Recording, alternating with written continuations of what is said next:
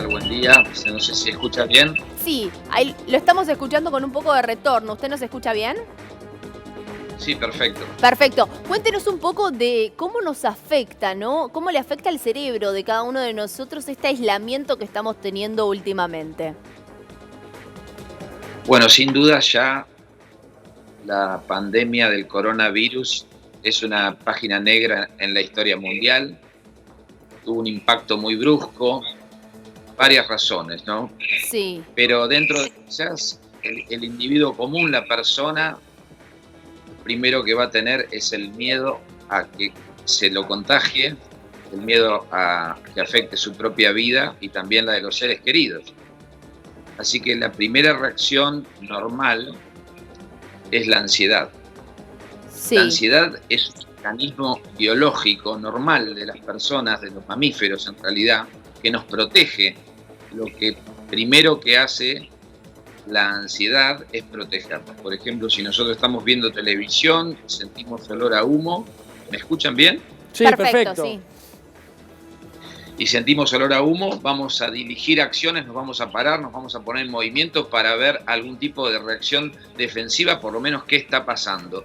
Entonces, es un mecanismo cerebral que nos defiende frente a estímulos nuevos. Entonces, frente a todo esto, que no se conoce incluso todavía bien cómo se contagia, imagínense que la ansiedad, ustedes lo estaban mostrando recién, por Sí. ejemplo, lo que sucedió el viernes, en la gente es el primer mecanismo normal. El cerebro va a reaccionar con varios mecanismos psicológicos y neurobiológicos. El confinamiento, que deviene de la cuarentena, es por supuesto un estrés, porque hay un cambio total en la rutina diaria de todas las personas, de todos nosotros.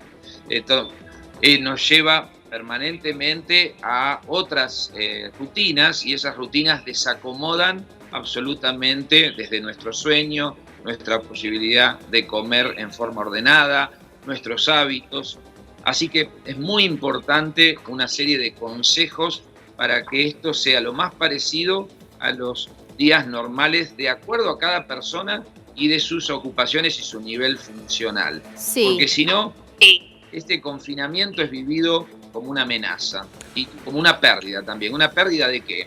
Pérdida de la libertad individual, pérdida del libre albedrío, pérdida de lo que habitualmente cada sujeto hace. Poco, mucho, pero es lo que cada uno hace. Entonces, esa pequeña pérdida o gran pérdida la va a vivir cada sujeto como un duelo, porque Sí. es un pequeño duelo o pérdida. Y con respecto a todo esto, ¿se puede decir que también los hábitos de de las personas en general, la forma de tomar conciencia de acá, no sé, a 3 meses, a 4 meses, va a cambiar, ¿no? Ponele, de tocar los lugares, los juegos de las plazas de los chicos. Creo que se va a prevenir de alguna otra manera, ¿no? Ya el ser humano en sí. Si ustedes recuerdan, bueno, los que tienen algunos años más, el HIV-Sida, que fue en la década del 80, hace 40 años, cuando comenzó, tenían trajes de astronautas prácticamente las personas, se decía que se contagiaba con el beso, Sí, con sí. el solo contacto, El mosquito. había una gran discriminación, o sea que todo sujeto pasa y toda comunidad pasa por un periodo de incertidumbre, de enorme incertidumbre que, como usted dice, cambia los hábitos, lleva a una sobreactuación generalmente hasta que se encuentra el punto medio, ¿no? Donde hay medidas de verdad que sirven y otras medidas que son ineficientes. Estamos en el momento agudo donde hay mucho desconocimiento de nuestra parte, también de la ciencia, se está buscando la vacuna, se están buscando los mejores remedios, y en el medio, por ejemplo, ayer me llegó en un grupo de chat un consejo de un farmacólogo de farmacia de Perú que decía que había que hacer buches de sal y que con eso nadie se iba a contagiar. Ah, mira. Imagínense ustedes que casi 2 de cada 3 argentinos mayor de 65 años es hipertenso. Si, como decía este farmacéutico, amanece con buches de sal durante varios días, tiene más peligro de morir por una crisis hipertensiva que por una cosa que no está probada en ningún lado. Así que mucho cuidado con las cosas que escuchan en los chats, en la información, porque hay mucha información todavía inexacta, Claro. que no es inocua. Claro. puede ser perjudicial. Doctor, le hago una pregunta, en realidad es para el otro lado de lo que usted empezó diciendo con relación a cómo el cerebro se va acostumbrando a los cambios, le genera algún estrés. A ver, en algunos casos puede ser que sea al revés, que esto genere cierto placer, digamos, quedarse en su casa, no tener responsabilidades habituales, horarios, el jefe, lugares donde mucha gente va porque no le queda otra, digamos, tiene que laburar. ¿Se entiende, no? Puede ser que para el otro lado también se vaya este acostumbramiento del cerebro. ¿Cómo lo podemos ver? Es muy buena la pregunta, porque es cierto, en esta cuarentena todos nosotros descubrimos nuevos placeres abandonados o placeres relegados. Entonces el cerebro rápidamente va a captar eso y lo va a tener como una huella de memoria que por ahí estaba polvorienta, estaba sin pasar al acto, porque estaba arrasada por la actividad cotidiana. Es muy cierto que cuando hay un impasse y uno tiene más tiempo y recorre nuevos caminos, el cerebro también está atento a eso. Así que es muy importante y muy interesante lo que usted dice. Y con esas personas el cerebro se va a ir acostumbrando, ¿no? Después volver a la rutina va a ser muy difícil. Va a ser otro estrés. Bueno, por eso el consejo principal en esta etapa es tener un cronograma y tener una secuencia de actos durante el día cuando uno amanece, para que el día sea más parecido al día normal antes del confinamiento. Porque si no, después nos va a costar muchísimo volver. Hay gente que se está despertando a las 6 de la tarde y almorzando a las 6 de la tarde. Imagínense cuando vuelva a su rutina de las 8 de la mañana, va a hacer eso para los adolescentes sobre todo, ¿no? Que están durmiendo de día y a la noche están más que despiertos. El confinamiento llevó a una convivencia forzada entre varias generaciones. Sí. Los adolescentes se recluyen habitualmente en su habitación. Es muy duro para ellos tener un contacto las 24 horas con sus padres por ahí. Entonces, uno de los consejos principales es la flexibilidad. Que los padres también sean flexibles, los dejen, pero tiene que haber un mínimo encuadre. Es decir, uno puede comer en vez de a las 12 o a la 1, a las 2 de la tarde, pero no puede comer a las 6 de la tarde. Ese es un ejemplo, ¿no? Puede dejarle al adolescente que duerma más, que esté más recluido, pero tiene que haber mínimos estímulos familiares que traten de tener una semejanza con la normalidad. Sí. Doctor, y con respecto a cómo la gente que lamentablemente en esta época de pandemia pierde a un familiar, ¿cómo es sobrellevarlo a todo esto? ¿Es distinto a cuando uno se espera lamentablemente el fallecimiento de una persona por una enfermedad, más que nada en estos casos que son realmente sorpresivos? Es muy buena esa pregunta, porque ya se están dando respuestas en España, por ejemplo, porque no sé si ustedes saben que están prohibidos los velorios. Sí, en España. Sí, en España. En este momento de pandemia están prohibidos todo acto, porque son actos como lo que ustedes mostraron el viernes que sucedió en los bancos, donde hay una acumulación de personas. Entonces, y además no se sabe bien las vías de contagio todavía exactas. Por supuesto que es la vía inhalatoria la principal, de vías aéreas superiores, pero ahora, por el momento, hay mucha incertidumbre. En la pregunta que usted hace, es una situación muy especial la de la pandemia, así que va a haber un duelo especial, porque es un duelo en medio de una catástrofe o en medio de, como decía yo, una pandemia que es una página oscura en la historia de nuestro país y en la historia mundial. Es difícil entonces tener un duelo normal parecido al que uno pudiera tener en condiciones o circunstancias normales. Ya de hecho va a ser mucho más difícil en el hospital, el traslado, la casa velatoria, etc. Imagínense ustedes que todo eso está al lado de lo que la persona siente.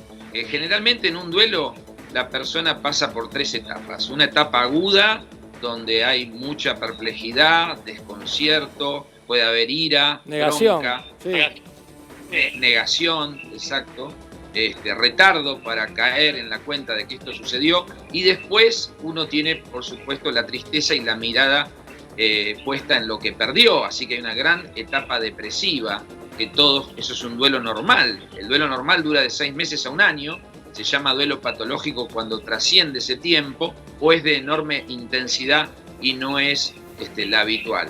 Y la tercera etapa, la buena, la salida del duelo normal, es cuando uno ya puede tener la mirada más en lo que tiene que en lo que perdió. Sí, Pablo, a ver, yo refúteme, por favor, porque en realidad es una pregunta. He leído muchas veces que el cerebro tarda 21 días en acomodarse a una nueva situación. Por ejemplo, si vos empezás a hacer un entrenamiento de actividad física, tenés que esos primeros 20 días estar muy atento y tener mucho compromiso, digamos, con eso, porque si no, el cerebro es como bastante vago, entre comillas, no quiere que lo saquen de su zona de confort. En este caso, que llevamos ya 17 días, se podría decir que el cerebro se viene ya acomodando a esta nueva realidad. Va a costar mucho, en muchos casos, salir, y pregunto, ¿esto puede traer algún tipo como de fobia? Si se puede tomar el término, una fobia de, no, ahora no quiero salir, tengo miedo a la calle, no sé, usted me dirá. Bueno, primero le cuento, es muy interesante la pregunta y más que una pregunta, como decía un profesor mío, es un test de memoria porque son como 4 o 5 preguntas en una. La primera es que ustedes sepan que en neurociencias es muy discutida la definición de comportamiento inteligente. Es muy difícil en neurociencias definir precisamente qué es un comportamiento inteligente frente a un nuevo estímulo. Pero la definición más aceptada es que un comportamiento inteligente es la capacidad para resolver una situación problemática nueva. Un comportamiento inteligente es la capacidad que tenemos para resolver una situación problemática nueva. Cada sujeto con su cerebro va a tener un tiempo más rápido o va a necesitar más tiempo de acuerdo a la personalidad, a los factores emocionales, sí, a toda su historia, recién usted dijo fobias, a toda su historia personal de cómo enfrentó esto. Imaginen ustedes que no es lo mismo alguien que tiene en su casa una persona, por ejemplo, HIV, y sufrió todo lo que fue el periodo feo de esa enfermedad, que gracias a Dios hoy, y este es un buen ejemplo de esperanza para lo del coronavirus, algo que es mucho más mortal y grave, que ya hoy la gente con HIV vive una vida normal, puede viajar, puede disfrutar, etcétera. Así que no nos olvidemos de los triunfos de la humanidad, ¿no?, frente a esto. Por ejemplo, el otro día recordábamos el de la viruela, que fue tremendo, y en 1977 la Organización Mundial de la Salud hizo un plan muy eficaz, erradicó primero toda la viruela de la India y terminó erradicándola del mundo entero, y fuimos libres de viruela en 1978. Así que probablemente con el avance de la ciencia y la tecnología va a suceder mucho más rápido con el coronavirus. Hay mucha esperanza en esto. Pero volviendo a su pregunta, es cierto que el cerebro de cada persona va a tener tiempos de acuerdo a la estructura mental de esa persona. Cómo es emocionalmente, cómo es su vivacidad, cómo vive fóbicamente los estímulos o cómo los vive con mayor independencia y libertad. Una persona que no tenía ningún problema con el tema de infectarse, que se metía en cualquier lado, que podía agarrar la comida del otro o el vaso, probablemente no tenga tantos problemas. Pero si ya hay una persona que es muy aprensiva con respecto a esos estímulos, le va a costar muchísimo poder liberarse, porque esto es una cuestión que nos despertamos ya, y ahí quería detenerme también en otro consejo, a veces con una sobredosis de información. Sí. Tengan mucho cuidado con la sobredosis de información, sobre todo los adultos mayores que están acostumbrados a pasar muchas horas frente a los medios, ya sea de distintas formas, ¿no?, televisión, etcétera. Lo más recomendado es que sea gradual y que sea un poco de información a la mañana, un poco de información a la tarde y después cuando están cenando, etcétera, pero no hay que pasarse todo el día con el relojito, con el número de muertos, no, eso le hace mal al cerebro, porque le entra al cerebro todo el tiempo esa información y se van consolidando pensamientos que luego se repiten en la cabeza de uno, aunque no esté el estímulo. Sí, doctor, con respecto a esto que usted estaba mencionando, también depende mucho de la edad de las personas. Usted recién hablaba de los adultos, pero ¿cómo se da en un pequeño, en un adolescente, en una persona de 10 años, de 8? ¿Cómo se viene dando en ellos? Esa es muy buena pregunta porque los chicos están muy atentos escuchándonos a los adultos. Lo mejor que hay que hacer es tener cuidado en lo que hablamos y en lo que decimos. Generalmente el cerebro lleva a que aparece un temor, aparece una idea amenazante y uno inmediatamente la verbaliza, porque la quiere compartir con el otro, con la esposa, con el padre, etcétera, el hermano, el conviviente. Y los chicos son esponjas que están escuchando y pueden tener así mayor estrés. ¿Por qué? Porque el chico tiene una mayor capacidad fantasmática. Entonces, ¿qué significa eso? Que cuando uno le da un dato, la imaginación del chico no está avalada todavía por la experiencia que va dando el paso del tiempo. Entonces va a estar más vinculada a sus fantasías normales de la edad que a la realidad. Entonces, a ver, doctor, sí, el consejo es, dentro de la medida que se puede, ¿no?, mantener más o menos, por lo menos en los horarios, ¿no?, el horario de levantarse, las comidas, para mantener una rutina que no difiera demasiado de la que se tiene en una situación normal. A ver, es difícil si un chico que iba al colegio a las 7 de la mañana y se levanta a las 5 y pico, 6, como fuere, lo haga durante este periodo, ¿no? Pero el consejo sería ese, no desacostumbrar el cerebro de la rutina habitual. Exactamente. Vamos a hacer un resumen en menos de un minuto de todos los consejos prácticos. El primer consejo es que los seres humanos tenemos un ánimo muy variable, todos. Hay días que nos levantamos para arriba, más optimistas, y otros días que nos levantamos mucho más bajo con ideas de desesperanza. Primero, cuando uno se despierta en esta época, hacer una autoinspección, un autoexamen de cómo estamos y alejar los peores fantasmas, los más oscuros. El segundo consejo es tener un cronograma del día. Actividades de trabajo, actividades de juego, lúdicas, de placer, fiaca, actividades de fiaca. Actividades vinculadas a los hábitos alimenticios, muy prolijas. Y la higiene del sueño. Actividad deportiva, lo que se puede hacer adentro de la casa, escaleras, caminar, etcétera. No dejar eso de lado. Otro consejo, que ya lo dijimos, evitar la sobreinformación, la sobredosis que no nos sirve, sino estar bien informados, pero no tener un exceso para el cerebro. Otro consejo, un pleno contacto afectivo. No nos olvidemos que los adultos mayores son los más vulnerables en la pandemia. Hay que no olvidarse de ellos, llamarlos. Tenemos una oferta de multimedia muy buena, hay que aprovecharla. Es cierto. Otro consejo, respetar los hábitos de higiene, los hábitos de sueño, los hábitos alimentarios. Y otro, que ya lo dije, no tener recetas caseras como la de la salmuera u otras que pueden ser peligrosas, sino tratar de escuchar a los científicos que están dando las respuestas verdaderas desde la ciencia. Doctor, ¿puede crearse un ataque de pánico a raíz de este aislamiento? Totalmente, totalmente.